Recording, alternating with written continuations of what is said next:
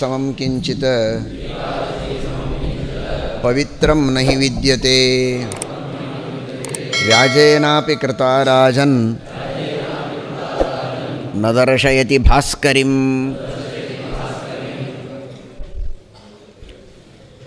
ನಾರದ ಪುರಾಣದಲ್ಲಿ ಬರುವಂತಹ ಶ್ಲೋಕ.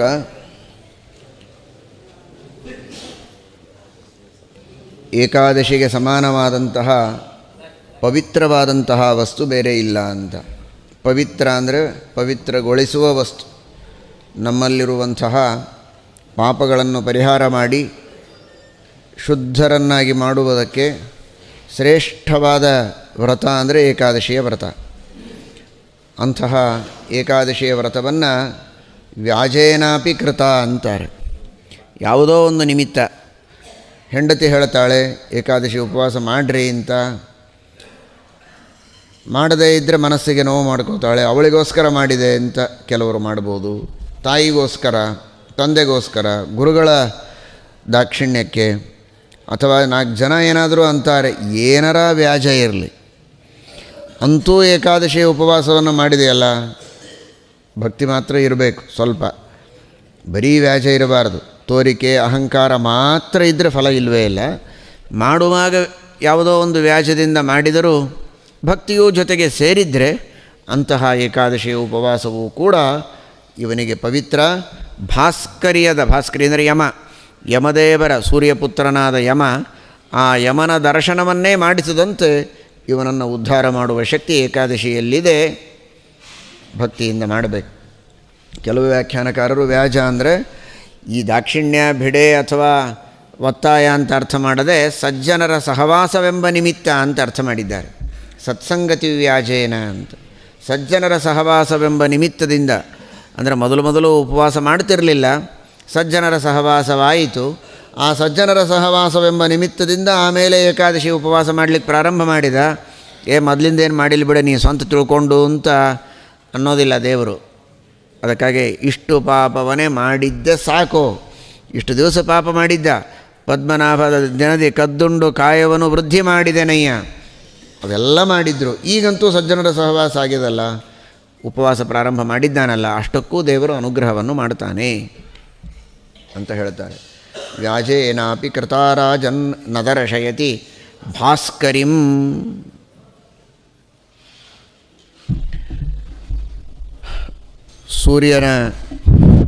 ಸೂರ್ಯಪುತ್ರ ಅಂತ ಹೇಳುವಂತಹ ವಿಶೇಷ ಅಂದರೆ ಆ ಸೂರ್ಯನ ಮಗ ಯಮ. ಸೂರ್ಯನ ಮಗನಾದಂತಹ ಯಮನಿಂದ ನಮಗೆ ಭಯವಿಲ್ಲ. ಯಾಕೆ ಅಂದರೆ ಸೂರ್ಯನ ತಾತನ ದಿನದಲ್ಲಿ ನಾವು ವ್ರತವನ್ನು ಮಾಡಿದ್ದಕ್ಕೆ ಅಂತ ತೋರಿಸುವುದಕ್ಕೆ.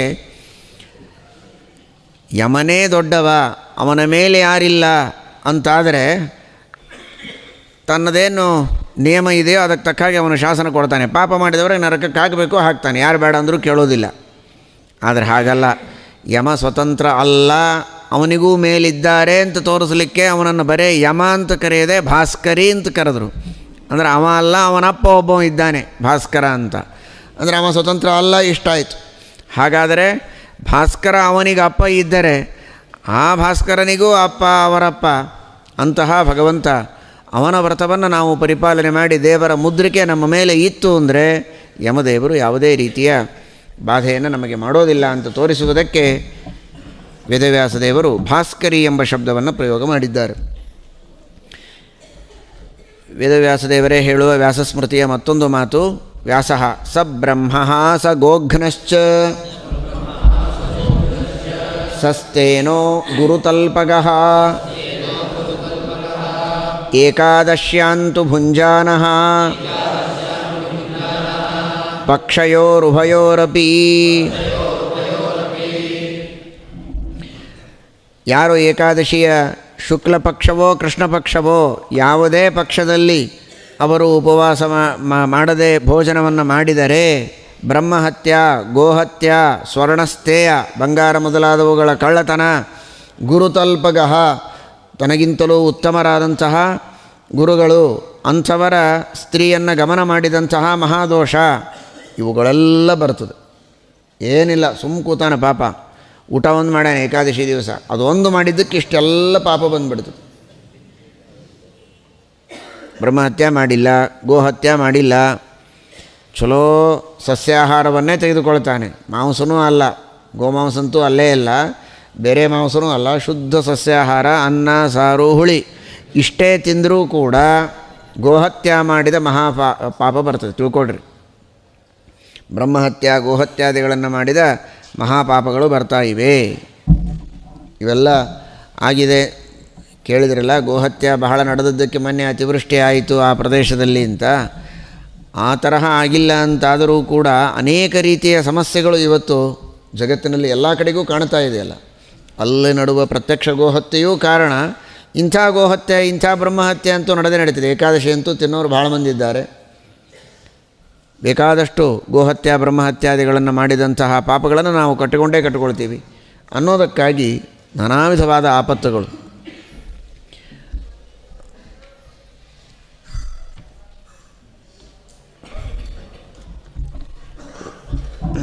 ವರಂ ಸ್ವಮಾತೃಗಮನಂ ವರಂ ಗೋಮಾಂಸಭಕ್ಷಣಂ ವರಂ ಹತ್ಯಾ ಸುರಾಪಾನಂ ಏಕಾದಶ್ಯನ್ನ ಭೋಜನ. ಏಕಾದಶಿಯ ದಿನ ಭೋಜನವನ್ನು ಮಾಡಿದರೆ, ಅನ್ನ ಅಂದರೆ ಈ ಅಕ್ಕಿಯನ್ನು ಬೇಯಿಸಿ ಮಾಡಿದ ಅನ್ನಕ್ಕಷ್ಟೇ ಅನ್ನ ಅಂತಾರೆ ಅಂತ ತಿಳ್ಕೊಬೇಡ್ರಿ. ಅದ್ಯತೆ ಇತಿ ಅನ್ನಂ, ಯಾವುದನ್ನು ತಿಂತಾನೋ ಅದನ್ನು. ಅವಲಕ್ಕಿ ತಿಂದರೆ ಅದೇ ಅನ್ನ, ಕಿಚಡಿ ತಿಂದರೆ ಅದೇ ಅನ್ನ, ಚಪಾತಿ ತಿಂದರೆ ಅದೇ ಅನ್ನ. ಇವನು ಮೂರೇ ಹೆಸರು ಹೇಳ್ಯಾರ ಸ್ವಾಮಿಗಳು ಅಂತ, ಉಳಿದದ್ದೆಲ್ಲ ಅನ್ನ ಅಲ್ಲ ಅಂತ ತಿಳ್ಕೊಬೇಡ್ರಿ. ಉದಾಹರಣೆಗೆ ಕೊಟ್ಟೆ, ನೀವೇನು ಮಾಡ್ತೀರೋ ಅದೆಲ್ಲ ಅನ್ನನೇ.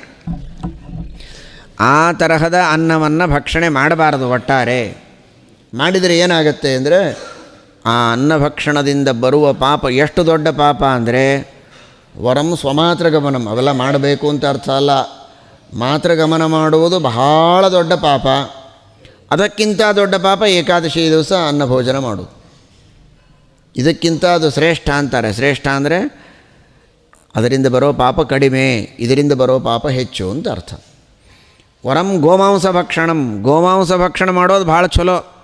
ಏಕಾದಶಿ ಅನ್ನ ತಿನ್ನೋದಕ್ಕಿಂತ, ಅಂದರೆ ತಿನ್ನಬೇಕು ಅಂತ ತಾತ್ಪರ್ಯ ಅಲ್ಲ. ಗೋಮಾಂಸ ಭಕ್ಷಣ ಮಾಡಿದರೆ ಏನು ಪಾಪ ಬರುತ್ತೋ ಅದಕ್ಕಿಂತ ಹೆಚ್ಚಿನ ಪಾಪ ಏಕಾದಶಿಯ ದಿವಸ ಅನ್ನವನ್ನು ಭಕ್ಷಣ ಮಾಡಿದರೆ ಬರ್ತದೆ.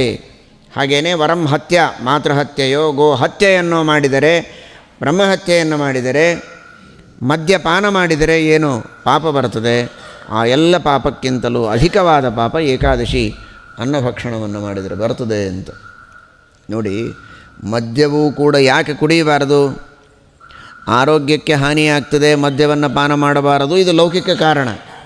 ಅನೇಕ ರೀತಿಯ ಅಸ್ವಸ್ಥತೆ ಅವನ ದೇಹದಲ್ಲಿ ಬರುತ್ತೆ ಅಂತನ್ನುವುದು ವಿಜ್ಞಾನದಿಂದ ಸಿದ್ಧವಾದದ್ದು. ಅದು ಸತ್ಯವೇ, ಶಾಸ್ತ್ರವೂ ಅದನ್ನು ಒಪ್ತದೆ.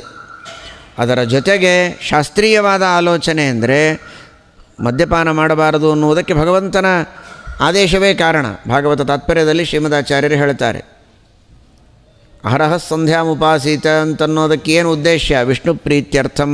ಹೌದು ಅಲ್ವೋ? ವಿಷ್ಣು ಪ್ರೇರಣೆಯ ವಿಷ್ಣು ಪ್ರೀತ್ಯರ್ಥಂ ಪ್ರಾತಃ ಸಂಧ್ಯಾಮುಪಾಸಿಷ್ಯೇ. ವಿಹಿತ ಕರ್ಮಗಳನ್ನು ಮಾಡುವಾಗ ಇದನ್ನು ಹೇಳೋದು ರೂಢಿಯಾಗಿದೆ. ಹಿರಿಯರು ದೊಡ್ಡ ಅನುಗ್ರಹ ಮಾಡಿ ನಮಗೆ ರೂಢಿ ಮಾಡಿಸಿಕೊಟ್ಬಿಟ್ಟಿದ್ದಾರೆ ಸಂಕಲ್ಪದಲ್ಲಿ.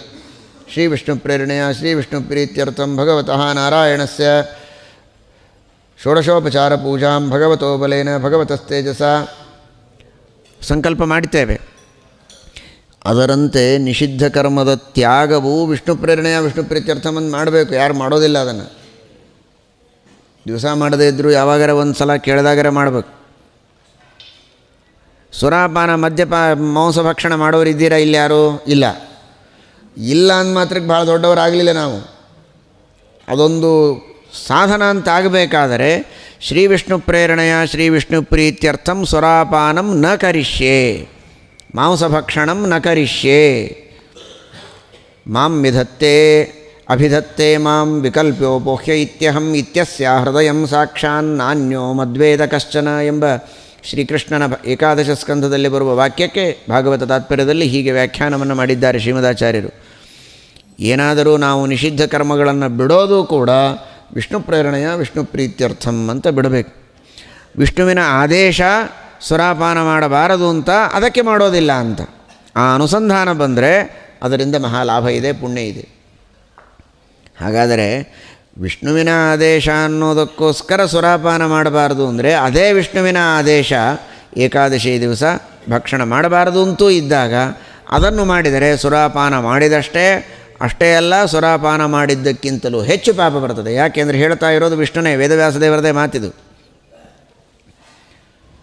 ವರಂ ಹತ್ಯಾ ಸುರಾಪಾನಂ ಏಕಾದಶ್ಯನ್ನ ಭೋಜನ. ಏಕಾದಶಿ ದಿನೇ ಪುಣ್ಯೇ ಭುಂಜತೆ ಏನ ರಾಧಮಾಃ ಅವಲೋಕ್ಯ ಮುಖಂ ತೇಷಾಂ ಆದಿತ್ಯಂ ಅವಲೋಕಯೇ.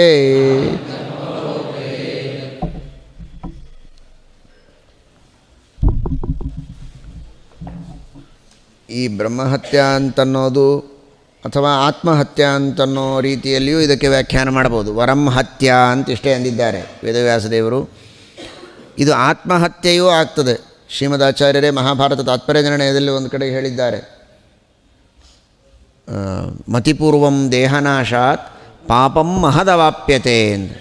ಇನ್ನೊಬ್ಬರನ್ನ ಕೊಂದರೆ ಪಾಪ ರೀ, ನಮ್ಮಷ್ಟಕ್ಕೆ ನಾವು ಸತ್ರ ಪಾಪ ಏನು ಅಂತ ತಿಳ್ಕೊಬೇಡ್ರಿ. ಆತ್ಮಹತ್ಯೆಯು ಮಹಾಪಾಪ ಅಂದಿದ್ದಾರೆ. ಸಣ್ಣ ಪುಟ್ಟ ಪಾಪ ಅಲ್ಲ ಮತ್ತದು. ಮತಿಪೂರ್ವಂ ದೇಹನಾಶಾತ್ ಪಾಪಂ ಮಹದವಾಪ್ಯತೆ, ಮಹಾಪಾಪವನ್ನು ಹೊಂದುತ್ತಾನೆ ಮನುಷ್ಯ ಆತ್ಮಹತ್ಯೆಯನ್ನು ಮಾಡಿಕೊಂಡ್ರೆ ಅಂತ. ಮತ್ತು ಏಕಾದಶಿ ಭಕ್ಷಣ ಮಾಡಿದರೆ ಆತ್ಮಹತ್ಯೆ ಯಾಕಾಗ್ತದೆ ಅಂದರೆ ಅದು ಆತ್ಮಹತ್ಯೆನೇ. ಅದು ಆತ್ಮಹತ್ಯೆ ಅಂದ್ರೇನು? ತನಗೆ ಯಾವುದರಿಂದ ಪ್ರಗತಿ ಆಗಬೇಕೋ ಅದನ್ನು ಮಾಡಿಕೊಳ್ಳದೆ ಯಾವುದರಿಂದ ಅವನತಿ ಆಗತ್ತೋ ಅಂಥ ಕೆಲಸ ಮಾಡಿದರೆ ಅದು ಆತ್ಮಹತ್ಯೆ ಇದ್ದಾಗೇನೆ. ಏಕಾದಶಿಯ ಭಕ್ಷಣದಿಂದ ಬರುವಂತಹ ಮಹಾಪಾಪದಿಂದ ಇವನಿಗೆ ಅಧೋಗತಿ ಆಗ್ತದೆ. ತನ್ನನ್ನು ತಾನು ಹಾಳು ಮಾಡಿಕೊಳ್ಳೋದೇ ಆತ್ಮಹತ್ಯೆ. ಶರೀರ ಉಳಿದ ಮಾತ್ರಕ್ಕೆ ತಾನು ಬದುಕಿದಂತೆ ಅಲ್ಲ, ಶರೀರ ಇದು ಸುಖ ಸಾಧನವಾಗುವ ರೀತಿಯಲ್ಲಿ ಶ್ರೇಯಸ್ಸಾಧನವಾಗುವ ಕಾರ್ಯಗಳನ್ನು ಮಾಡ್ತಾ ಬದುಕಿದರೆ ಬದುಕಿದಂತೆ. ಮಾಡಬಾರದ ಕಾರ್ಯಗಳನ್ನು ಮಾಡ್ತಾ ತನ್ನ ಅವನತಿಗೆ ದುಃಖಕ್ಕೆ ಸಾಧನವಾಗುವ ರೀತಿಯಲ್ಲಿ ಆ ಶರೀರದ ಉಪಯೋಗವಾದರೆ ಆ ಶರೀರವಿದ್ದು ಇಲ್ಲದೇ ಇದ್ದಂತೆ, ಅದು ಹತ್ಯೆಯಾದಂತೆ ಲೆಕ್ಕ ಅನ್ನುವ ಅರ್ಥದಲ್ಲಿ ವರಂ ಹತ್ಯ, ತನ್ನ ಹತ್ಯೆಯನ್ನೇ ತಾನು ಮಾಡಿಕೊಂಡಂತೆ. ಇವತ್ತು ಇವ ತಿಂತಾನೆ ಅಂದರೆ ನೀವು ನೋಡಿ ತಿನ್ನೋರು ಭಾಳ ಮಂದಿ ಇರ್ತಾರೆ. ಮನೆಯೊಳಗೆ ಒಬ್ಬರು ಹಿರಿಯರು ತಿಂದುಬಿಟ್ರೆ ಮುಗದೇ ಹೋಯಿತು, ನಮ್ಮದು ಇದೇ ಸಂಪ್ರದಾಯ ಅಂತ ಉಳಿದವರು ತಿಂತಾರೆ. ಸಣ್ಣವರು ತಿಂದಾಗ ಅವರು ನೋಡಿ ಬಾಯಾಗ ನೀರು ಬಿಟ್ಟು ದೊಡ್ಡವರು ತಿಂತಾರೆ. ದೊಡ್ಡವರು ತಿಂದರೆ ಸಂಪ್ರದಾಯ ಅಂತೂ ತಿಂತಾರೆ, ನೀರು ಬಿಟ್ಟು ತಿಂತಾರೆ, ಬಾಯಾಗ ರುಚಿ ನೀರು ಬಿಟ್ಟು. ಈ ರೀತಿ ಇನ್ನೊಬ್ಬರಿಗೂ ತಿನ್ನಿಸಿದರೆ ಅವರ ಹತ್ಯೆಯನ್ನು ಮಾಡಿದಾಗಾಯಿತು, ಬ್ರಹ್ಮಹತ್ಯೆ ಬಂತು. ಇದು ಆತ್ಮಹತ್ಯೆಯೂ ಆಯಿತು, ಬ್ರಹ್ಮಹತ್ಯೆಯೂ ಆಯಿತು. ಯಾಕೆ ಅಂದರೆ ಅವರೂ ಕೂಡ ತಿನ್ನುವಂಥ ಪ್ರಚೋದನೆ ಆಗತ್ತೆ. ಈ ಅರ್ಥದಲ್ಲಿ ಇದನ್ನು ಸೂಕ್ಷ್ಮವಾಗಿ ನಾವು ನೋಡ್ತಾ ಹೋದರೆ ಏಕಾದಶಿಯ ಭಕ್ಷಣ ಮಾಡಿದರೆ ಏನಾಯಿತು ಅಂದರೆ ಹತ್ಯೆ ಮಾಡಿದ ಹಾಗಾಯಿತು ಅನ್ನುವ ರೀತಿಯಲ್ಲಿ ತಿಳಿಸ್ತಾರೆ. ಏಕಾದಶಿ ದಿನೇ ಪುಣ್ಯೇ ಭುಂಜತೆ ಏನ ರಾಧಮಾಃ ಅವಲೋಕ್ಯ ಮುಖಂ ತೇಷಾಂ ಆದಿತ್ಯಮವಲೋಕಯೇ.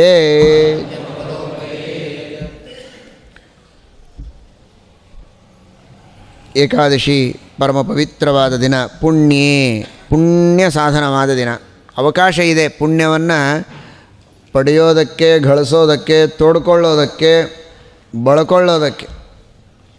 ಶಬ್ದಗಳ ಅರ್ಥ ಗೊತ್ತಾಗ್ತದಲ್ಲ, ಅಲ್ಪ ಸ್ವಲ್ಪ ಅಲ್ಲ, ಪುಣ್ಯ ಬಳಕೋಬೋದು, ಅಷ್ಟು ಪುಣ್ಯವನ್ನು ಗಳಿಸಲಿಕ್ಕೆ ಸಾಧ್ಯ ಇದೆ.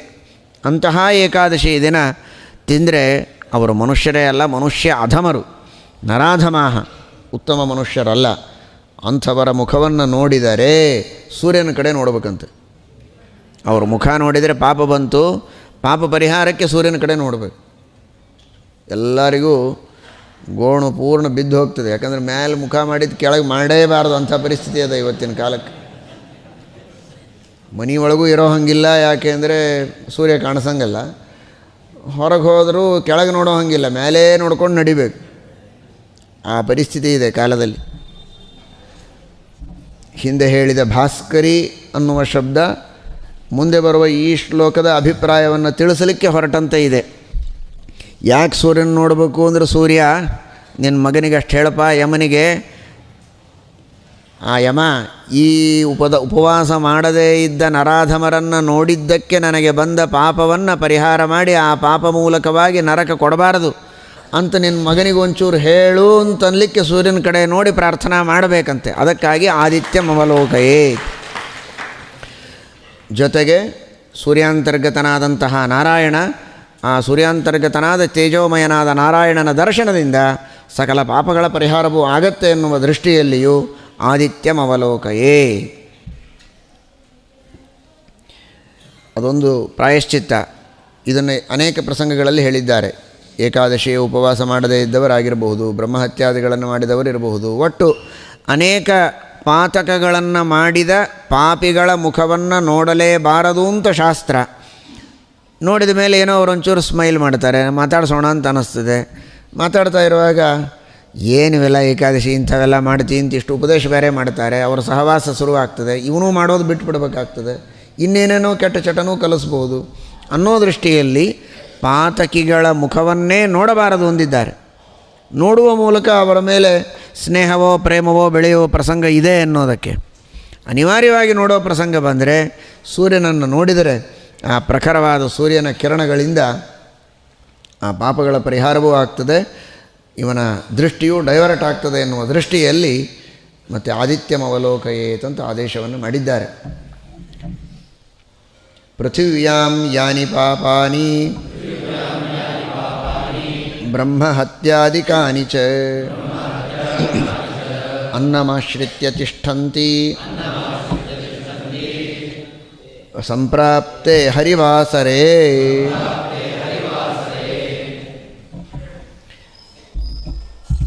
ಹಿಂದೆ ಹೇಳಿದ ವಿಷಯವನ್ನೇ ತಿಳಿಸ್ತಾರೆ.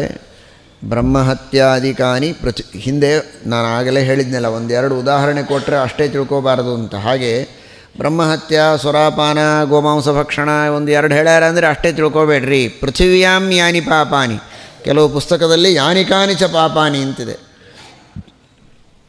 ಜಗತ್ತಿನೊಳಗೆ ಪಾಪಾಂತೇನಿವೆ ಆ ಎಲ್ಲ ಪಾಪಗಳು ಅನ್ನದಲ್ಲಿ ಬಂದು ಕುಳಿತಿರ್ತವೆ. ಆಹಾರ ಪದಾರ್ಥಗಳಲ್ಲಿ ಏಕಾದಶಿಯ ದಿನ ದೇವರ ಆಜ್ಞೆ, ಭಗವಂತನ ಸಂಕಲ್ಪದಿಂದ ಏಕಾದಶಿಯ ದಿನ ಆ ಎಲ್ಲ ಪಾಪಗಳು ಕೂಡ ಅನ್ನದಲ್ಲಿ ಬಂದು ಕುಳಿತಿರ್ತವಂತೆ.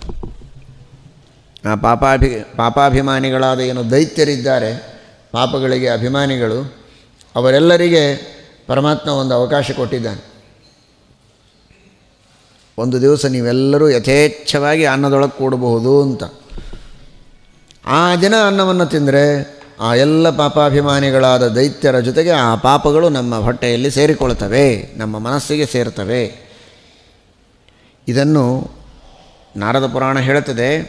ಅಲ್ಲಿ ಸ್ಕಂದ ಪುರಾಣದಲ್ಲಿಯೂ ಈ ಮಾತು ಬಂದಿದೆ. ಇದೇ ಶ್ಲೋಕ ಎರಡೂ ಕಡೆಗೆ ಬಂದಿದೆ.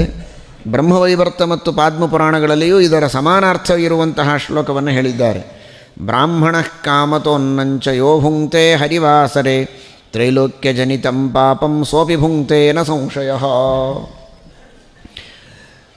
ಅಂದರೆ ಯಾನಿಕಾನಿಚ ಪಾಪಾನಿ ಅಂತನ್ನುವ ಪಾಠವೇ ಹೆಚ್ಚು ಸ್ವರಸ ಅಂತ ಗೊತ್ತಾಗ್ತದೆ. ಬ್ರಹ್ಮವೈವರ್ತ ನೋಡಿದರೆ ತ್ರೈಲೋಕ್ಯಜನಿತಂ ಪಾಪಂ, ಬರೇ ಪೃಥ್ವಿ ಅಲ್ಲ, 3 ಲೋಕಗಳಲ್ಲಿರುವ ಎಲ್ಲ ಪಾಪಗಳು ಅನ್ನದಲ್ಲಿ ಬಂದು ಕುಳಿತಿರ್ತವೆ. ಮತ್ತೊಂದು ಕಡೆಗೆ ಹೇಳ್ತಾರೆ ಪದ್ಮಪುರಾಣದಲ್ಲಿ, ವಾಸರೆ ಕಮಲಾಭರ್ತು ಚಾಷ್ಣೀಯಾದ್ಯೋ ನರಾಧಮಃ ಪುರೀಶಂ ಸೋಷ್ಣೀಯಾದ್ರಾಜನ್ ನಿರಯಂ ಯಾತಿ ದಾರುಣಂ. ಕಮಲನಾಭನ ದಿನದಲ್ಲಿ ಅವನು ಅನ್ನ ಭಕ್ಷಣ ಮಾಡಿದರೆ ಮಲವನ್ನು ಭಕ್ಷಣ ಮಾಡಿದಂತಹ ಮಹಾ ನೀಚವಾದ ಕೃತ್ಯ, ಅದು ಅತ್ಯಂತ ಘೋರವಾದ ನರಕವನ್ನು ಹೊಂದುತ್ತಾನೆ ಅಂತ ಪದ್ಮಪುರಾಣ ಹೇಳುತ್ತದೆ. ಇನ್ನೊಂದು ಕಡೆಗೆ ಹೇಳ್ತಾರೆ, ಏಕಾದಶ್ಯಾಂ ದ್ವಿಜಶ್ರೇಷ್ಠ ಭುಕ್ತಿಂ ಆಶ್ರಿತ್ಯ ಕೇವಲಂ ಬಹೂನಿ ವಿವಿಧಾನ್ಯೇವ ತಿಷ್ಠಂತಿ ದುರಿತಾನಿ ಚ ಅಂತ ಇದೇ ಅರ್ಥ ಬರುವಂತಹ ಶ್ಲೋಕಗಳು ಯಾಕೆ ಓದಿದೆ ಅಂದರೆ, ಒಂದು ಬಾರಿ ಅಲ್ಲದೆ 10 ಕಡೆಗೆ ವೇದವ್ಯಾಸ ದೇವರು ಇದರ ಬಗ್ಗೆ ಹೇಳಿದ್ದಾರೆ ಎಂದ ಮೇಲೆ ಅಷ್ಟು ಅದನ್ನು ಮಹತ್ವದ್ದು ಅಂತ ನಾವು ತಿಳಿಯಬೇಕು. ಇಲ್ಲಿ ಹರಿವಾಸರ ಅನ್ನುವ ಶಬ್ದಕ್ಕೆ ಏಕಾದಶಿ ತಿಥಿ ಅಂತನ್ನೋದಂತೂ ಸಾಮಾನ್ಯ ಅರ್ಥ. ಜೊತೆಗೆ ದಶಮಿ ಹರಿವಾಸರ ಕೆಲವು ಸಲ ಬಂದಿರ್ತದೆ, ಬೇಗ ಊಟ ಮುಗಿಸ್ಬೇಕು, ಅದಾದ ಮೇಲೆ ಹರಿವಾಸರ ಪ್ರಾರಂಭ ಅಂತಾರೆ. ದ್ವಾದಶಿ ಹರಿವಾಸರವೂ ಇರ್ತದೆ. ದ್ವಾದಶಿ ಹರಿವಾಸರ ಇದ್ದರೆ ಬೇಗ ಮುಗಿಸೋದಲ್ಲ, ಹರಿವಾಸರ ಮುಗಿದ ಮೇಲೆ ಊಟ ಮಾಡಬೇಕು. ದಶಮಿ ಹರಿವಾಸರ ಬಂದರೆ ಹರಿವಾಸರ ಬರೋದರೊಳಗೆ ಮುಗಿಸಬೇಕು. ದ್ವಾದಶಿ ಹರಿವಾಸರ ಇದ್ದರೆ ಹರಿವಾಸರ ಮುಗಿದ ಮೇಲೆ ಊಟ ಮಾಡಬೇಕು. ಆ ಸಂದರ್ಭದಲ್ಲಿ ಏಕಾದಶಿ ಅಂತೂ ನಿನ್ನೆ ಮುಗಿದು ಹೋಯಿತು, ಇವತ್ತು ಏನಿದ್ರೂ ಮಾರನೇ ದಿವಸ ಅಲ್ಲ, ಹರಿವಾಸರ ಇದ್ದರೂ ಅಡ್ಡಿ ಇಲ್ಲ, ಲಘು ಊಟ ಮುಗಿಸ್ತೀವಿ ಅಂತಂದರೆ ಆ ಹರಿವಾಸರದಲ್ಲಿ ಊಟ ಮಾಡಿದರೂ ಇಷ್ಟೇ ಪಾಪ. ಅದಕ್ಕಾಗಿ ಹರಿವಾಸರೆ ಎಂದಿದ್ದಾರೆ ಅಂತ ವ್ಯಾಖ್ಯಾನಕಾರರು ಹೇಳ್ತಾರೆ. ಏಕಾದಶಿ ಇದ್ದಾಗಲೂ ಸರಿ, ಏಕಾದಶಿ ಹರಿವಾಸರ ಏನು ದಶಮಿ ಮತ್ತು ದ್ವಾದಶಿ ತಿಥಿಗಳಲ್ಲಿ ಬಂದಿರ್ತದೆ ಆ ಸಂದರ್ಭದಲ್ಲಿಯೂ ಸರಿ ತಾನು ಭಕ್ಷಣ ಮಾಡಿದರೆ ಏಕಾದಶಿ ಭಕ್ಷಣ ಮಾಡಿದಷ್ಟೇ ಮಹಾಪಾಪ ಬರ್ತದೆ.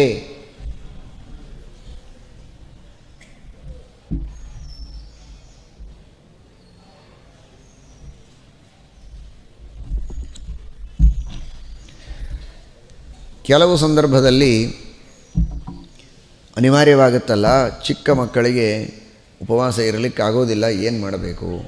ಅಥವಾ 80 ವರ್ಷದ ಮೇಲೆ ವಯಸ್ಸಾದವರಿಗೆ ಬಹಳ ಆಸಕ್ತಿ ಇರ್ತದೆ, ಉಪವಾಸ ಇಲ್ಲ ಅಂದರೆ ದೇಹ ಧಾರಣ ಮಾಡೋದೇ ಕಷ್ಟ, ಅಷ್ಟು ಅಶಕ್ತರಾದವರೆಲ್ಲ ಉಪವಾಸ ಮಾಡೋದು ಹೇಗೆ ಅಂತ ಪ್ರಶ್ನೆ ಬಂದರೆ, ರುಕ್ಮಾಂಗದ ಏಕಾದಶಿಯ ಎಲ್ಲ ಭಾರೀ ಪ್ರವರ್ತಕರಿವರು, ಅಂಬರೀಷ, ರುಕ್ಮಾಂಗದ. ಆ ರುಕ್ಮಾಂಗದ ಹೇಳುವಂತಹ ಮಾತು ನಾರದ ಪುರಾಣದಲ್ಲೇನೆ, ಅಷ್ಟವರ್ಷಾಧಿಕೋ ಯಸ್ತು ಯಸ್ಯಾಶೀತಿರ್ನ ಪೂರ್ಯತೆ ಯೋ ಭುಂಕ್ತೆ ಮಾನವಃ ಪಾಪೋ ವಿಷ್ಣೋರಹನಿ ಚಾಗತೆ. ಅದಕ್ಕೆ ಹೇಳಿದರು, ಶಕ್ತಿ ಇಲ್ಲ ಅಂದರೆ, ಕೆಲವು ಹುಡುಗರಿಗೆ ಶಕ್ತಿ ಇರ್ತದೆ, 6 ವರ್ಷ 7 ವರ್ಷಕ್ಕೆ ಏಕಾದಶಿ ಉಪವಾಸ ಮಾಡೋರು ಇದ್ದಾರೆ, ಮಾಡಿದರೆ ತಪ್ಪೇನಲ್ಲ, ನಿಷೇಧ ಏನಿಲ್ಲ ಅದಕ್ಕೆ. ಶಕ್ತಿ ಇಲ್ಲ ಅಂತಾದರೆ 8 ವರ್ಷಕ್ಕಿಂತಲೂ ಹೆಚ್ಚು ಇದ್ದವರು, 8 ವರ್ಷದವರೆಗೆ ಕನ್ಸೆಷನ್ ಇದೆ. ಕನ್ಸೆಷನ್ನು ಅಂತಂದರೆ ಚೆಂದಾಗಿ ಹುಳಿ ಸಾರು ಅನ್ನ ಎಲ್ಲ ತಿನ್ನೋದಲ್ಲ, ಕತ್ತರಿಸಿ ಹೊಡೆಯೋದು ಅಂತಾರೆ ಅದಕ್ಕೆ, ಅದಲ್ಲ. ಹಾಲು ಹಣ್ಣು ಇತ್ಯಾದಿಗಳನ್ನು ಕೊಟ್ಟು ಅವರ ದೇಹಧಾರಣೆಗೆ ಎಷ್ಟು ಬೇಕೋ ಅಷ್ಟು ಉಪಹಾರವನ್ನು ಕೊಡಬೇಕು. ಅಶೀತಿ ಅಂದರೆ 80 ವರ್ಷದವರೆಗೆ ಉಪವಾಸ ಮಾಡಬೇಕು. 80 ವರ್ಷದ ನಂತರ ದೇವರು ಶಕ್ತಿ ಕೊಟ್ಟಿದ್ದರೆ ಅವಶ್ಯ ಉಪವಾಸ ಮಾಡಲೇಬೇಕು. ಅನಿವಾರ್ಯ ಇತ್ತು ಅಂದರೆ ಆಗ ಹಾಲು ಹಣ್ಣು ಇತ್ಯಾದಿಗಳೇನಿವೆ ಅಂಥವುಗಳನ್ನು, ವ್ರತಕ್ಕೆ ಹಾನಿಯಾಗದ ಉಪ್ಪು ಹುಳಿ ಖಾರ ಮೊಸರಿ ಇಂಥವುಗಳನ್ನು ತೆಗೆದುಕೊಳ್ಳದೆ, ವ್ರತಘ್ನವಲ್ಲದೇ ಇರುವಂತಹ ಹಾಲು ಹಣ್ಣು ಇತ್ಯಾದಿಗಳನ್ನು ತೆಗೆದುಕೊಳ್ಬೋದು. ಹಣ್ಣಿನ ವ್ರತ ಇದ್ದರೆ ಹಣ್ಣು ತೊಗೋಬಾರ್ದು, ಹಾಲು ತೊಗೋಬೇಕು. ಹಾಲಿನ ವ್ರತ ಇದ್ದರೆ ಹಾಲು ತೊಗೋಬಾರ್ದು, ಬರೀ ಹಣ್ಣು ತೊಗೋಬೇಕು. ಬೇರೆದನ್ನಂತೂ ತೊಗೊಳ್ಳೇಬಾರ್ದು ಮೊಸರಿ ಪದಾರ್ಥಗಳನ್ನು. ಉಪ್ಪು ಖಾರನೂ ವ್ರತಕ್ಕೆ ಹಾನಿ ಮಾಡುವಂತಹ ಪದಾರ್ಥಗಳು, ಅವುಗಳನ್ನು ತೆಗೆದುಕೊಳ್ಳಬಾರ್ದು. ಅವನ ಶರೀರ ಧಾರಣೆಗೆ ಎಷ್ಟು ಅನಿವಾರ್ಯವೋ ಅಷ್ಟನ್ನು ತೆಗೆದುಕೊಳ್ಬೇಕು. ಇದೆಲ್ಲವೂ ಹಾಗೆ ಭಾಳ ವಿವರಣೆ ಮಾಡಬೇಕಾಗತ್ತೆ ಇದಕ್ಕೆ. ಒಟ್ಟು ಸರಿಯಾಗಿ ವ್ರತ ಮಾಡಬೇಕು ಅನ್ನೋ ಉದ್ದೇಶ ಇರಬೇಕು. ಎಷ್ಟು ಅನಿವಾರ್ಯವೋ ಅಷ್ಟು ಆಹಾರ ಸ್ವೀಕಾರ ಅನ್ನೋದನ್ನು ತಿಳಿಯಿರಿ. ಅಂದರೆ ಹಾಲಿಗೆ ಹೋಗಬಾರ್ದು. ಮೊದಲು ಒಂದೇ ಸಲ ನೀರು ಕುಡಿದ್ರೆ ಸಾಕಾಗ್ತಿತ್ತು, ನೀರಡಿಕೆಯಿಂದ ಮಾತ್ರ ಅವನಿಗೆ ತೊಂದರೆ ಇದೆ ಅಂದರೆ ಒಂದು ಸಲ ನೀರು ಕುಡಿಬೇಕಷ್ಟೆ. ಅತಿ ಅನಿವಾರ್ಯ 2 ಸಲ ನೀರು ಕುಡಿಬೋದು. ಇಲ್ಲ ಹಾಲು ಹಣ್ಣು ಇದು ಏರಿಸ್ತಾ ಹೋಗೋದು, ಅವನವನ ಆಸಕ್ತಿ. ವೈದ್ಯರು ಹೇಳಿದ ಹಾಗೆ ಹಾಲು ಹಣ್ಣು ಹೇಳಿದ್ದಾರೆ ಅಂತ ಇಡೀ ಮಾರ್ಕೆಟ್ ಒಳಗಿರೋ ಅಷ್ಟು ಹಣ್ಣುಗಳು, ನಾನಾದ ಸೇಬು ಹಣ್ಣು, ಬಾಳೆಹಣ್ಣು, ಒಂದು 108 ತರಹದ ಹಣ್ಣು ತಂದು ದೊಡ್ಡ ಹಣ್ಣಿನ ರಾಶಿ ಕುಂಭಕರ್ಣನಂತೆ ತಿನ್ನಬಾರದು. ಅಷ್ಟವರ್ಷಾಧಿಕೋ ಯಸ್ತು ಯಸ್ಯಾಶೀತಿರ್ನ ಪೂರ್ಯತೆ ಯೋ ಭುಂಕ್ತೆ ಮಾನವಃ ಪಾಪಃ. ಯಾವ ಮಾನವ ತಿಂತಾನೋ, ತಿಳುವಳಿಕೆ ಇದ್ದು, ಮಾನ ಇದ್ದು ತಿಳುವಳಿಕೆಯೂ ಇದ್ದು ಬುದ್ಧಿಪೂರ್ವಕವಾಗಿ ತಿಂದ ಅಂದರೆ ಅವನು ಪಾಪಃ, ಮಹಾಪಾಪಿಷ್ಠನಾಗ್ತಾನೆ.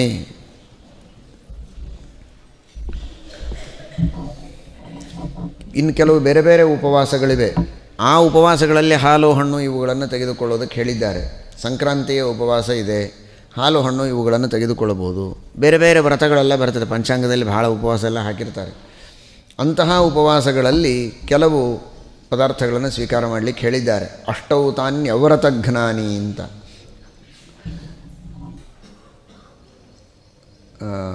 ಆಪೋ ಮೂಲಂ, ಅನುಶಾಸನ ಪರ್ವದಲ್ಲಿ ಬರ್ತದೆ ಮಹಾಭಾರತದಲ್ಲಿ. ಆಪೋ ಮೂಲಂ ಘೃತಂ ಪಯಃ ಹವಿರ್ಬ್ರಾಹ್ಮಣ ಕಾಮ್ಯಾಚ ಗುರೋರ್ವಚನಂ ಔಷಧಂ ಅಂತ. ಹಾಲು, ನೀರು, ಗಡ್ಡೆಗೆಣಸು, ತುಪ್ಪ, ಹವಿಸ್ಸು ಮತ್ತು ಕೆಲವು ಬ್ರಾಹ್ಮಣರ ಅಪೇಕ್ಷೆ, ಗುರುಗಳ ಆದೇಶ. ಇದನ್ನು ತಿನ್ನೋ ಅಂತ ಗುರುಗಳು ಹೇಳಿದರೆ ಹೆಚ್ಚು ವಿಚಾರ ಮಾಡಬಾರ್ದು. ಏಕಾದಶಿ ಅಲ್ಲ, ಮತ್ತು ಇದು ಬೇರೆ ವ್ರತಗಳಿಗೆ ಔಷಧ ಇರ್ತದೆ, ಅದನ್ನು ತೆಗೆದುಕೊಳ್ಳಬಹುದು ಅಂತ. ಇಷ್ಟು ವ್ರತ ಇದ್ದಾಗಲೂ ತೆಗೆದುಕೊಳ್ಳಬಹುದು ಅಂತ ಹೇಳಿದ್ದಾರೆ. ಅದು ಏಕಾದಶಿ ವ್ರತಕ್ಕೆ ಸಂಬಂಧಪಟ್ಟದ್ದಲ್ಲ. ಬೇರೆ ವ್ರತಗಳಿದ್ದಾಗ ಅಷ್ಟನ್ನು ಸ್ವೀಕಾರ ಮಾಡಲಿಕ್ಕೆ ಅಡ್ಡಿ ಇಲ್ಲ. ವಿಷ್ಣು ಪಂಚಕಕ್ಕೂ ಅಲ್ಲ ಇದು. ವಿಷ್ಣು ಪಂಚಕವೂ ಪೂರ್ಣ ನಿರಾಹಾರ ಉಪವಾಸವೇ, ಏಕಾದಶಿಯೂ ನಿರಾಹಾರ ಉಪವಾಸವೇ. ಇದು ಬಿಟ್ಟು ಕೆಲವು ಉಪವಾಸಗಳು ಸಂಕ್ರಾಂತ್ಯಾದಿಗಳಲ್ಲಿ ಹೇಳಿದ್ದಕ್ಕೆ ಈ ತರಹದ ಒಂದು ರಿಯಾಯತಿಯನ್ನು ಕೊಟ್ಟಿದ್ದಾರೆ.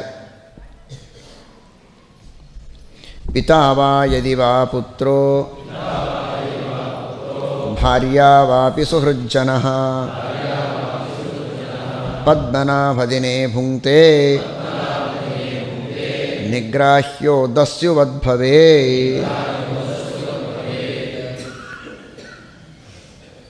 ಕೆಲವೊಮ್ಮೆ ಹಿರಿಯರು, ತಂದೆ ತಾಯಿ ಅಥವಾ ಕಿರಿಯರು, ಮಕ್ಕಳು, ಹೆಂಡತಿ, ಗೆಳೆಯರು, ಇಂಥವರೆಲ್ಲ ಏಕಾದಶಿ ದಿನ ತಿಂತಾರೆ. ಯಾರೋ ಇದ್ದರೆ ಬೈಬೋದು, ಬಹಳ ಬೇಕಾದವರು ಹೆಂಗೆ ಅವ್ರನ್ನ ಬೈಬೇಕು? ಅಥವಾ ದೊಡ್ಡವರು, ತಂದೆ ತಾಯಿ, ಗುರುಗಳು, ಇವರಿಗೆಲ್ಲ ಹೆಂಗೆ ಹೇಳೋದು?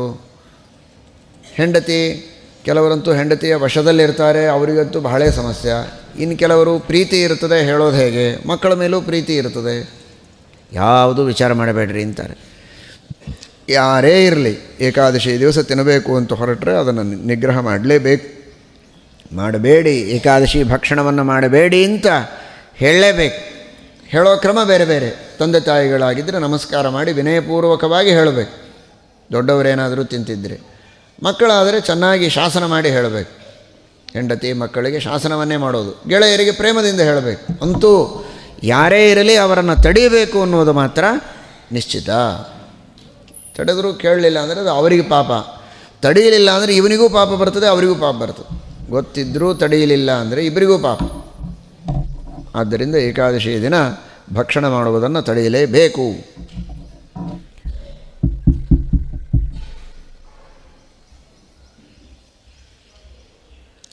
ಎಲ್ಲ ಪಿತೃಗಳು ಅಂತ ಹೇಳಿದ್ದಾರೆ ವ್ಯಾಖ್ಯಾನಕಾರರು. ಜನಿತ ಚೋಪನೀತ ಚ ಯಸ್ತು ವಿದ್ಯಾಂ ಪ್ರಯಚ್ಛತಿ ಅನ್ನದಾತ ಭಯತ್ರಾತ ಪಂಚೈತೆ ಪಿತರ ಸ್ಮೃತಃ.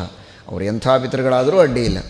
ಭಾಳ ಉಪಕಾರ ಮಾಡಿರ್ತಾರೆ, ಹೊಟ್ಟೆಗೆ ಹಾಕಿರ್ತಾರೆ, ಮನೆ ಕೊಟ್ಟಿರ್ತಾರೆ, ಊಟಕ್ಕೆ ಏನೇನೋ ಭಯತ್ರಾಣ ಆಪತ್ತುಗಳಿಂದ ನಮ್ಮನ್ನು ರಕ್ಷಣೆ ಮಾಡಿರ್ತಾರೆ. ಉಪಕಾರ ಬೇಕಾದಷ್ಟು ಮಾಡಲಿ, ನಾವು ಅವರಿಗೆ ಉಪಕಾರನೇ ಮಾಡೋದಿದು, ಅಪಕಾರ ಅಲ್ಲ.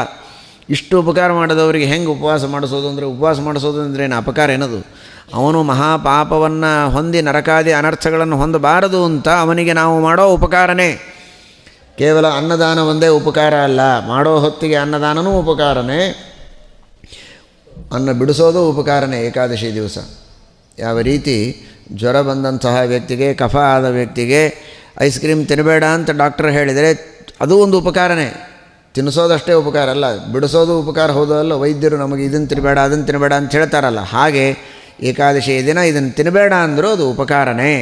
ಅಪಕಾರ ಅಂತ ತಿಳಿಯಬೇಡಿ. ಅತ್ಯಂತ ಪ್ರೀತಿಯ ಜನರಿಗೂ ಇದನ್ನು ಹೇಳಿ. ಬ್ರಹ್ಮದೇವರಂತಾರೆ, ಉಪೋಷ್ಯ ದ್ವಾದಶೀಂ ಪುಣ್ಯಾಂ ಸರ್ವಪಾಪಕ್ಷಯಪ್ರದಾಂ ನ ಪಶ್ಯತಿ ಯಮಂ ವಾಪಿ ನರಕಾಣಿನ ಯಾತನಾಂ.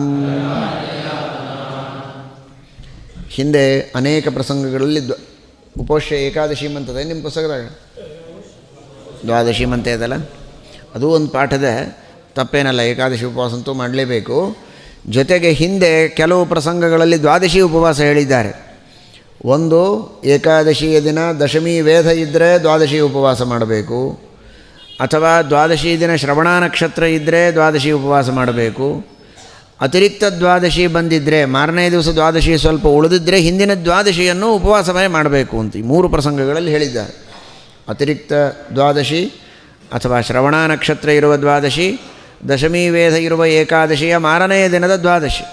ಈ ಪ್ರಸಂಗಗಳಲ್ಲಿ ದ್ವಾದಶಿ ಉಪವಾಸವನ್ನು ಯಾರು ಮಾಡ್ತಾರೋ ಅವರಿಗೆ ಯಾವ ಪಾಪಗಳೂ ಇಲ್ಲ. ಸಕಲ ಪಾಪಗಳನ್ನು ನಾಶ ಮಾಡಿ ಯಮನ ದರ್ಶನ, ನರಕದ ದರ್ಶನವೇ ಆಗದಂತೆ, ಯಾವ ಯಾತನೆಗಳನ್ನು ಅನುಭವಿಸದಂತೆ ಭಗವಂತ ಅನುಗ್ರಹವನ್ನು ಮಾಡ್ತಾನೆ. ಇದರ ಅಭಿಪ್ರಾಯ ಎಷ್ಟೋ ಪಾಪಗಳೇ ನಾಶವಾಗ್ತದೆ. ಎಲ್ಲ ಅಂತ ಅರ್ಥವಲ್ಲ ಅಂತ ಮೊನ್ನೆ ಹೇಳಿದ್ದೇವೆ. ಅಪರೋಕ್ಷ ಜ್ಞಾನದಿಂದಲೇ ಎಲ್ಲ ಪಾಪ ಹೋಗೋದು. ಹಾಗಾದರೆ ಇಲ್ಲಿ ಹೋಗ್ತದೆ ಅಂತಾರಲ್ಲ ಅಂದರೆ ಸಾಕಷ್ಟು ಪಾಪಗಳು ಹೋಗ್ತವೆ. ಆ ಪಾಪಗಳಿಂದ ಆಗುವಷ್ಟೇನು ನರಕ ಇತ್ತೋ ಅಷ್ಟು ನರಕ ತಪ್ತದೆ. ಅಷ್ಟೆಲ್ಲ ಪಾಪಗಳಿಗಾಗಿ ಅಷ್ಟು ಸಲ ಏನು ಯಮದೇವರ ಹತ್ತಿರ ಹೋಗಿ ಕಟಕಟಿ ಒಳಗೆ ನಿಂದಿರಬೇಕಾಗಿತ್ತೋ ಅಷ್ಟು ತಪ್ತದೆ ಅಂತ ಅರ್ಥ. ಅರ್ಥ ಆಯ್ತಾ? 100 ಪಾಪ 100 ಸಲ ಯಮನ ಹತ್ರ ಹೋಗಿ ಇಂಚಿಂಥ ಶಿಕ್ಷಾ ಹೊಂದಬೇಕು ಅಂತ ಅವನ ಕಡೆ ಹೇಳಿಸ್ಕೋಬೇಕಾಗಿತ್ತು. ಕಟಕಟಿ ಒಳಗೆ ನಿಂತು ಯಮದೇವರ ಎದುರಿಗೆ. ಇವ ಏಕಾದಶಿ ಉಪವಾಸ ಮಾಡಿದ್ದಕ್ಕೆ 10 ಪಾಪಗಳ ಪರಿಹಾರ ಆಯಿತು ಅಂತ ಇಟ್ಕೊಳ್ಳಿ. 10 ಸಲ ಅವನ ಮುಂದೆ ಹೋಗೋದು ಉಳಿತು, 90 ಸಲ ಹೋದ್ರೆ ಸಾಕು. ಇನ್ನೊಂದೇನೋ ವ್ರತ ಮಾಡಿದ, ಇನ್ನೊಂದು 10 ಪಾಪ ಕಡಿಮೆ ಆಯಿತು, 80 ಸಲ ಹೋದ್ರೆ ಸಾಕು. ಹೀಗೆ ಅರ್ಥನೇ ಹೊರತು ಯಮನ ದರ್ಶನನೇ ಆಗಲ್ಲ ಒಂದು ಉಪವಾಸ ಮಾಡಿದರೆ ಅಂತ ಅರ್ಥ ಅಲ್ಲ. ಅಷ್ಟು ಪಾಪಗಳ ಪರಿಹಾರವಾಗ್ತದೆ, ಅಷ್ಟು ಸಲ ಯಮದರ್ಶನ, ಅಷ್ಟು ನರಕಗಳು, ಅಷ್ಟು ಯಾತನೆಗಳು ಕಡಿಮೆ ಆಗುತ್ತೆ. ನೀವು ಎಷ್ಟು ಮಾಡ್ತೀರೋ ಅಷ್ಟು. ಪೂರ್ಣ ನಿರ್ನಾಮ ಆಗಬೇಕು ಅಂದರೆ ಅಪರೋಕ್ಷ ಜ್ಞಾನನೇ ಆಗಬೇಕು.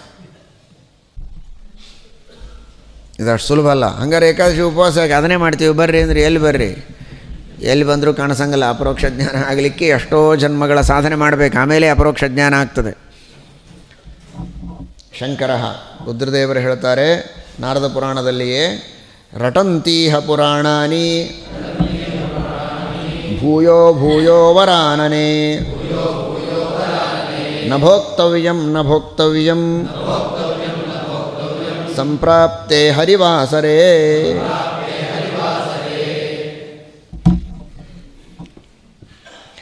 ರುದ್ರದೇವರು ಉಮಾದೇವಿಯನ್ನು ಕುರಿತು ಹೇಳಿದ್ದಾರೆ. ಮೋಹಿನಿಯನ್ನು ಕುರಿತು ವೇದವ್ಯಾಸ ದೇವರು ಈ ಮಾತನ್ನು ಹೇಳಿದ್ದಾರೆ ಅಂತ ವರಾನನೆ ಎನ್ನುವುದಕ್ಕೆ 2 ರೀತಿ ಅರ್ಥ ಮಾಡಿದ್ದಾರೆ. ಮೋಹಿನಿ ರುಕ್ಮಾಂಗದನ ಹೆಂಡತಿ, ಅವಳಿಗೂ ವೇದವ್ಯಾಸ ದೇವರ ಸಂಬೋಧನೆ, ಅಥವಾ ವರಾನನೆ ಅಂತ ಪಾರ್ವತಿಗೆ ರುದ್ರದೇವರು ಮಾಡುವ ಸಂಬೋಧನೆ. ರಟಂತೀಹ ಪುರಾಣಾನಿ ಭೂಯೋ ಭೂಯೋ ವರಾನನೆ. ಎಲ್ಲ ಪುರಾಣಗಳು ಕೂಡ ಮತ್ತು ಒಂದನ್ನೇ ಒದರ್ತವೆ. ಏನು ಒದರ್ತವೆ ಅಂದರೆ ನಭೋಕ್ತವ್ಯಂ ನಭೋಕ್ತವ್ಯಂ ಸಂಪ್ರಾಪ್ತೆ ಹರಿವಾಸರೇ. ಏಕಾದಶಿ ದಿನ ಹರಿವಾಸರದ ಪ್ರಸಂಗದಲ್ಲಿ ಭೋಜನವನ್ನು ಮಾಡಬಾರದು ಅನ್ನುವುದನ್ನು ಪುನಃ ಪುನಃ ಪುನಃ ಪುನಃ ಎಲ್ಲ ಪುರಾಣಗಳು ಇದನ್ನೇ ಹೇಳುತ್ತವೆ ಒಕ್ಕೊರಳಿನಿಂದ. ಆದ್ದರಿಂದ ಸರ್ವಥಾ ಭೋಜನ ಮಾಡಬಾರದು ಅಂತ. ಉಪವಾಸ ಅಂದ ಕೂಡಲೇ ಕೆಟ್ಟ ಮರಿ ಮಾಡ್ತಾರೆ. ಮೊದಲು ಬಂತಪ ಉಪವಾಸ, ಆ ಥರ ಮಾಡಬಾರದು. ಉಪವಾಸ ಮಾಡಬೇಕು ಅಂತ ಹೇಳಿದಾಗ ಸಂತೋಷದಿಂದ ಮುಖ ಅರಳಿಸಿ ಕೂಡಬೇಕು. ಅದಕ್ಕೆ ವರಾನನೆ ಅಂತ ಸಂಬೋಧನೆ ಮಾಡ್ತಾರೆ ರುದ್ರದೇವರು. ಪಾರ್ವತಿ ಹಂಗೆ ಕೆಟ್ಟ ಮಸುಡಿ ಮಾಡಲಿಲ್ಲ. ಅತ್ಯಂತ ಅರಳಿದ ಕಣ್ಣು, ಅರಳಿದ ಮುಖದಿಂದ ಕೇಳ್ತಾ ಇದ್ಲು, ಮಾಡಬೇಕಾ ರುದ್ರದೇವರೇ, ಪ್ರೀತಿಯ ಪತಿಯೇ, ಹೇಳ್ರಿ ಎಷ್ಟು ಉಪವಾಸ ಹೇಳ್ತೀರಿ ಹೇಳ್ರಿ, ಮಾಡ್ಲಿಕ್ಕೆ ತಯಾರು ನಾನು ಅಂತನ್ನೋದಕ್ಕೆ ಮುಖ ಅರಳಿಸಿ ಕೇಳ್ತಿದ್ಲು ಅಂತನ್ನೋದನ್ನು ಸೂಚನೆ ಮಾಡಲಿಕ್ಕೆ ರುದ್ರದೇವರು ಪಾರ್ವತಿಯನ್ನು ಸಂಬೋಧನೆ ಮಾಡಲಿಲ್ಲ. ಪರ್ವತದ ಮಗಳು ಅಂದರೆ ಪರ್ವತದ ಹಂಗೆ ಕೂತಾಳ, ಕಲ್ಲು ಕೂತಂಗ ಅಂತ ಅರ್ಥ ಆದೀತು ಅಂಥೇಳಿ ವರಾನನೇ ಅಂತ ಸಂಬೋಧನೆ ಮಾಡ್ತಾರೆ. ಬ್ರಹ್ಮದೇವರಂತಾರೆ, ದ್ವಾದಶೀನ ಪ್ರಮೋಕ್ತವ್ಯ ಯಾವದಾಯುಃ ಪ್ರವರ್ತತೆ ಅರ್ಚನೀಯೋ ಹೃಷಿಕೇಶಃ ವಿಶುದ್ಧೇನ ಅಂತರಾತ್ಮನ. ದ್ವಾದಶಿಯ ತಿಥಿಯನ್ನು ಎಂದಿಗೂ ಬಿಡಬಾರದು. ಹಿಂದೆ ಹೇಳಿದ ಅರ್ಥ ನೆನಪಿದೆ, 3 ಸಲ ಹೇಳಿದ್ನಲ್ಲ. ದಶಮಿ ವೇದ ಇದ್ದಾಗ, ಶ್ರವಣ ಇದ್ದಾಗ, ಅತಿರಿಕ್ತ ದ್ವಾದಶಿ ಇದ್ದಾಗ ದ್ವಾದಶಿ ಉಪವಾಸ ಮಾಡಲೇಬೇಕು, ಎಂದೆಂದಿಗೂ ಪರಿತ್ಯಾಗ ಮಾಡಬಾರದು. ಸಾಕಷ್ಟು ದಿವಸ ಅಂತಹದ್ದನ್ನು ಮಾಡಿದ್ದೇವೆ, ಇನ್ನು ಬಿಡ್ಬೋದು ಅಂತಲ್ಲ. ಯಾವದು ಆಯುಃ ಪ್ರವರ್ತತೆ, ಆಯುಷ್ಯ ಇರೋವರೆಗೆ ಮಾಡಲೇಬೇಕು, ಬಿಡುವಂತೆ ಇಲ್ಲ. ನೋಡಿ, ಅಂದರೆ ಹಿಂದಿನ ಮಾತಿಗೆ ನಾವು ಹೇಳಿದ ಅರ್ಥ ಸರಿ ಅಂತ ನಿಮಗೆ ಗೊತ್ತಾಯ್ತು. ಈಗ 80 ವರ್ಷ ಆದ ಮೇಲೆ ಮಾಡೋ ಕಾರಣ ಇಲ್ಲ ಅಂದರೆ ಸ್ವಲ್ಪ ಅದರಲ್ಲಿ ಸಂಕೋಚವೇ ಹೊರತು ಪೂರ್ಣ ಬಿಡೋ ಹಾಗಿಲ್ಲ. ಯಾವುದು ಆಯುಃ ಪ್ರವರ್ತತೆ ಅಂತಾರೆ, ಆಯುಷ್ಯ ಇರೋವರೆಗೆ ಮಾಡಲೇಬೇಕು ಅಂದಮೇಲೆ 80 ವರ್ಷ ಆದಮೇಲೂ ಮಾಡಬೇಕು. ಅತಿ ಆಸಕ್ತಿ ಇದೆ ಅಂದರೆ ಭೋಜನವನ್ನಂತೂ ಮಾಡಬಾರ್ದು ಆಯುಷ್ಯ ಇರೋವರೆಗೆ. ಬೇರೆ ಏನೋ ಉಪಹಾರಾದಿಗಳನ್ನು ಮಾಡ್ಬೋದು. ಶಕ್ತಿ ಇದ್ರಂತೂ ಅದನ್ನು ಪೂರ್ಣ ಬಿಡಬೇಕು. ಈ ಮಾತು ಈ ಬ್ರಹ್ಮದೇವರ ವಚನದಿಂದ ನಿಮಗೆ ಸ್ಪಷ್ಟವಾಗತ್ತೆ. ದ್ವಾದಶಿ ನ ಪ್ರಮೋಕ್ತವ್ಯ ಯಾವದಾಯು ಪ್ರವರ್ತತೆ. ಇಲ್ಲಿ 2 ಅರ್ಥ. ಒಂದು ದ್ವಾದಶಿ ತಿಥಿಯ ಉಪವಾಸ, ಇನ್ನೊಂದು ಇದು 3 ಸೇರಿ ಒಂದು ವ್ರತ. ದಶಮಿ, ಏಕಾದಶಿ, ದ್ವಾದಶಿ ತಿಥಿತ್ರಯ ಅಂತ ಕರೀತಾರೆ. ಹೀಗಾಗಿ ಈ ತಿಥಿತ್ರಯಾತ್ಮಕವಾದ ವ್ರತ ಅಂತ ಇಟ್ಟುಕೊಂಡು ದಶಮಿಯಿಂದರೂ 3 ತೊಗೊಳ್ಬೇಕು, ದ್ವಾದಶಿಯಿಂದರೂ 3 ತೊಗೊಳ್ಬೇಕು, ಏಕಾದಶಿಯಿಂದರೂ 3 ತೊಗೋಬೇಕು. ಆ ಅರ್ಥದಲ್ಲಿ ದ್ವಾದಶಿ ಉಪವಾಸಕ್ಕಷ್ಟೇ ಮಹತ್ವ ಕೊಟ್ಟರು ಬ್ರಹ್ಮದೇವರು, ಏಕಾದಶಿ ಉಪವಾಸಕ್ಕೇನು ಮಹತ್ವ ಕೊಡಲಿಲ್ಲ ಅಂತ ತಿಳ್ಕೊಬೇಡ್ರಿ. ದಶಮಿ 70, ದ್ವಾದಶಿ 70, ಏಕಾದಶಿ 20, 2 ಹೊತ್ತು ಊಟ ಬಿಡಬೇಕು. ಇದು ಸೇರಿದರೆ ಒಂದು ವ್ರತ. ಇದು ಆ ಅರ್ಥದಲ್ಲಿಯೂ ದ್ವಾದಶಿ ಅಂದರೆ ತಿಥಿತ್ರಯ ವ್ರತ ಅಂತ ಅರ್ಥ ಒಟ್ಟಾರೆ. ಅರ್ಚನೀಯೋ ಹೃಷಿಕೇಶ, ಹೃಷಿಕೇಶನನ್ನು ಅರ್ಚನೆ ಮಾಡಬೇಕು ಅಂದರು. ಹೃಷಿಕೇಶನ ಅರ್ಚನೆ ಅಂದರೆ ಹಿಂದೆ ಹೇಳಿದಂತೆ ಹೃಷಿಕ ಅಂದರೆ ಇಂದ್ರಿಯಗಳು, ಇಂದ್ರಿಯಗಳಿಗೆ ಒಡೆಯನಾದಂತಹ ಪರಮಾತ್ಮನ ಅರ್ಚನೆಯನ್ನು ಮಾಡಬೇಕು. ಯಾಕೆ ಅಂದರೆ ಇಂದ್ರಿಯಗಳಿಂದ ನಡೆದ ಪಾಪಗಳ ಪರಿಹಾರಕ್ಕೇ ಈ ವ್ರತ. ಈ ಜಡವಾದ ವ್ರತವೇ ನಮ್ಮ ಪಾಪಗಳನ್ನು ಪರಿಹಾರ ಮಾಡುತ್ತದೆ ಅಂತ ತಿಳಿಯಬಾರದು. ಹೃಷಿಕೇಶ, ನಮ್ಮ 11 ಇಂದ್ರಿಯಗಳಿಗೆ ಈಶಾ ಒಡೆಯನಾದ ಪರಮಾತ್ಮನೇ ನಮ್ಮ 11 ಇಂದ್ರಿಯಗಳಿಂದ ನಡೆದ ಪಾಪಗಳನ್ನು ಪರಿಹಾರ ಮಾಡ್ತಾನೆ ಎನ್ನುವ ಉದ್ದೇಶದಿಂದ ಅವನ ಅರ್ಚನೆಯನ್ನು ಮಾಡಿ ಪಾಪಗಳನ್ನು ಪರಿಹಾರ ಮಾಡಿಕೊಳ್ಳಬೇಕೇ ಹೊರತು ಉಪವಾಸ ಮಾಡಿಬಿಟ್ಟೆ ಪಾಪ ಹೋಯಿತು ಅಂತ ತಿಳ್ಕೋಬಾರದು. ಆ ಉಪವಾಸದಿಂದ ಪ್ರಸನ್ನನಾಗಿ ಪರಮಾತ್ಮ ಪಾಪ ಪರಿಹಾರ ಮಾಡ್ತಾನೆ. ದೇವರ ಪೂಜೆಯನ್ನು ಮಾಡಬೇಕು. ಪುರುಷರು ಮಾಡಬೇಕು, ಸ್ತ್ರೀಯರು ಪೂಜೆಗೆ ಸಹಾಯ ಮಾಡಬೇಕು. ಆ ಪೂಜೆಯನ್ನು ಮಾಡಿದರೆ, ಪೂಜೆಗೆ ಸಹಾಯ ಮಾಡಿದರೆ ಆಗ ಅದು ಪರಿಪೂರ್ಣವಾಗ್ತದೆ ವ್ರತ, ಹೊರತು ಏಕಾದಶಿ ಅಂಥೇಳಿ ಬರೀ ಮಲ್ಕೋಬಾರ್ದು. ಅರ್ಚನೀಯೋ ಹೃಷಿಕೇಶ ವಿಶುದ್ಧೇನ ಅಂತರಾತ್ಮನ, ಶುದ್ಧವಾದ ಮನಸ್ಸಿನಿಂದ ಆ ಪರಮಾತ್ಮನ ಪೂಜೆಯನ್ನು ಮಾಡಬೇಕು ಅಂತ ಒಂದರ್ಥ.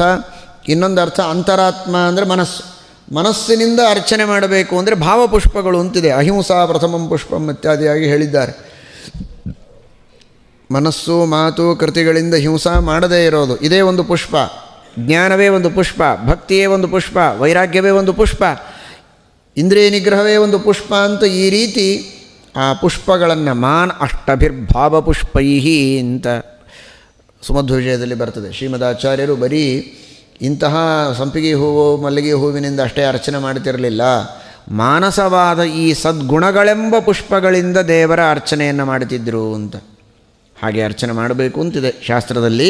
ಅದಕ್ಕೆ ವಿಶುದ್ಧೇನ ಅಂತರಾತ್ಮನ ಅರ್ಚನೀಯ, ಶುದ್ಧವಾದ ಮನಸ್ಸೆಂಬ ಪುಷ್ಪದಿಂದ ಅರ್ಥಾತ್ ಮಾನಸಿಕವಾದ ಈ ಸದ್ಭಾವನೆಗಳೆಂಬ ಪುಷ್ಪಗಳಿಂದಲೂ ದೇವರ ಅರ್ಚನೆಯನ್ನು ಮಾಡಬೇಕು.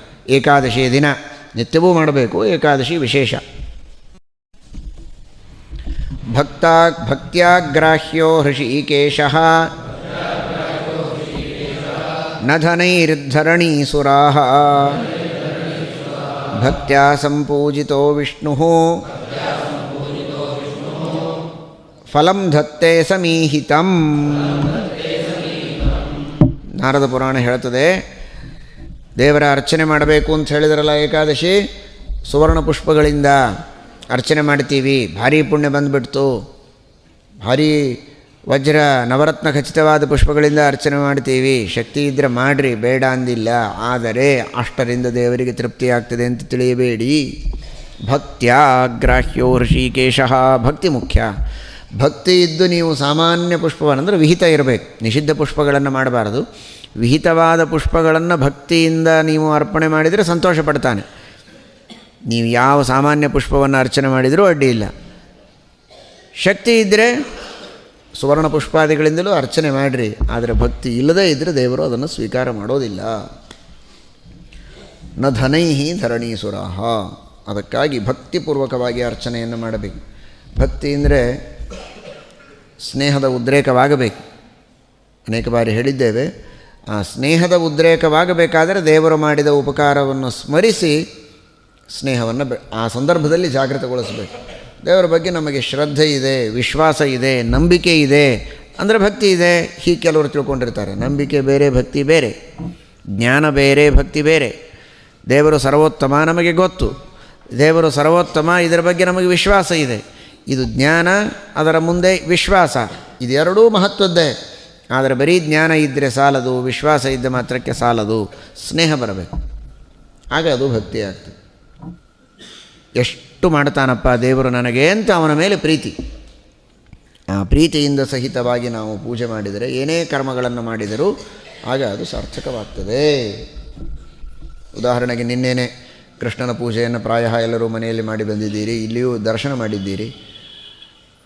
ಕೃಷ್ಣ ಸರ್ವೋತ್ತಮ ಅಂತ ತಿಳಿದುಕೊಳ್ಳೋದು ಬೇರೆ, ಎಷ್ಟು ಅನುಗ್ರಹ ಮಾಡಿದ. ಜನ್ಮಾಷ್ಟಮಿಯ ಆಚರಣೆಯನ್ನು ಮಾಡ್ತಾ ಇದ್ದೇವಲ್ಲ, ನಮಗೆ ಜನ್ಮವನ್ನು ಕೊಟ್ಟು ಎಷ್ಟು ಉಪಕಾರ ಮಾಡಿದ ಭಗವಂತ. ಈ ಜನ್ಮವನ್ನೂ ಕೊಟ್ಟ, ಮತ್ತೆ ಜನ್ಮಗಳು ಕೊಡುವವನಿದ್ದಾನೆ. ಹಿಂದೆ ಸಾಕಷ್ಟು ಜನ್ಮಗಳನ್ನು ಕೊಟ್ಟ, ಇಲ್ಲಿಯವರೆಗೆ ಕರೆದುಕೊಂಡು ಬಂದ.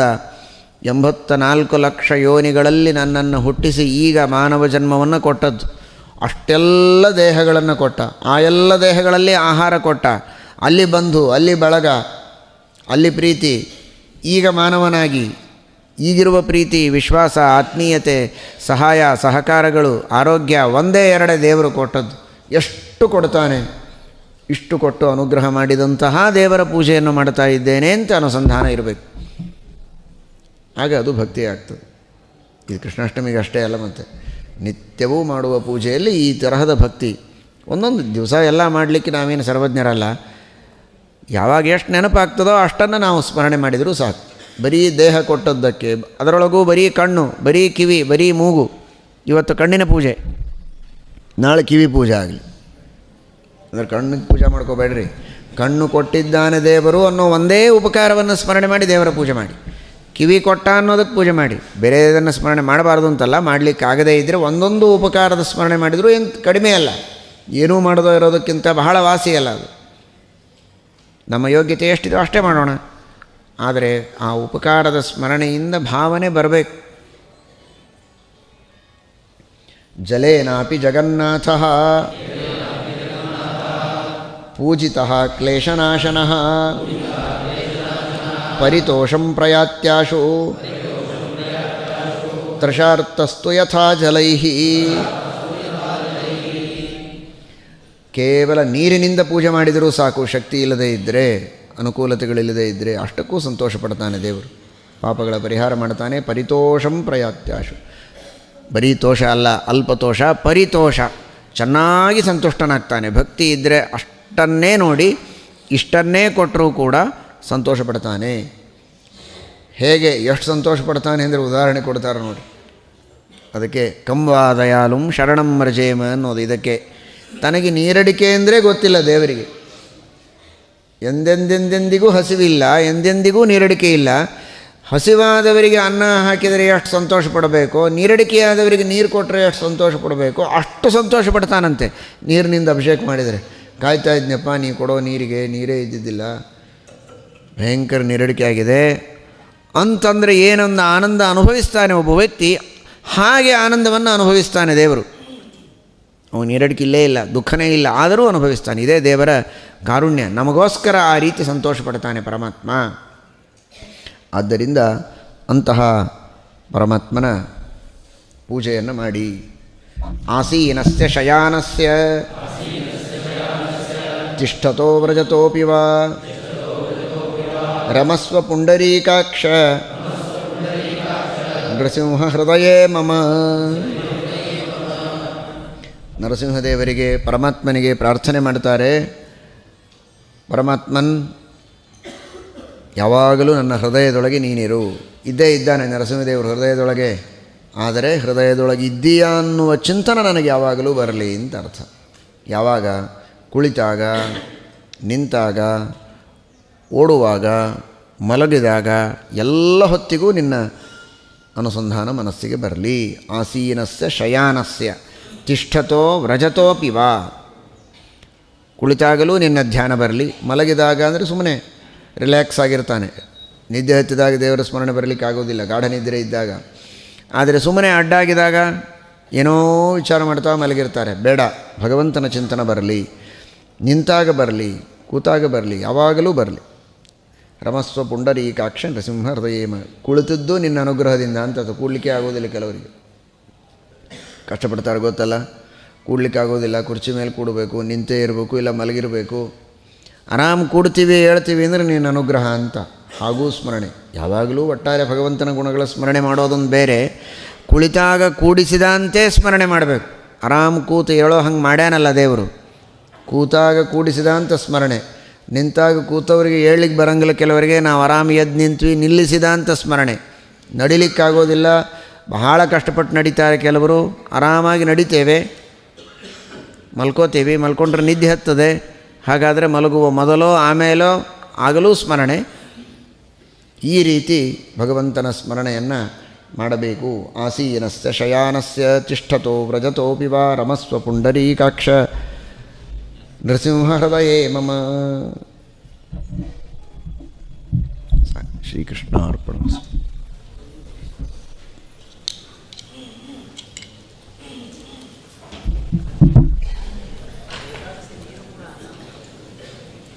ನೀರು ಕುಡಿಬಾರ್ದು. ಏಕಾದಶಿಯ ದಿವಸ ನೀರು ಕುಡಿಯಬಾರದು.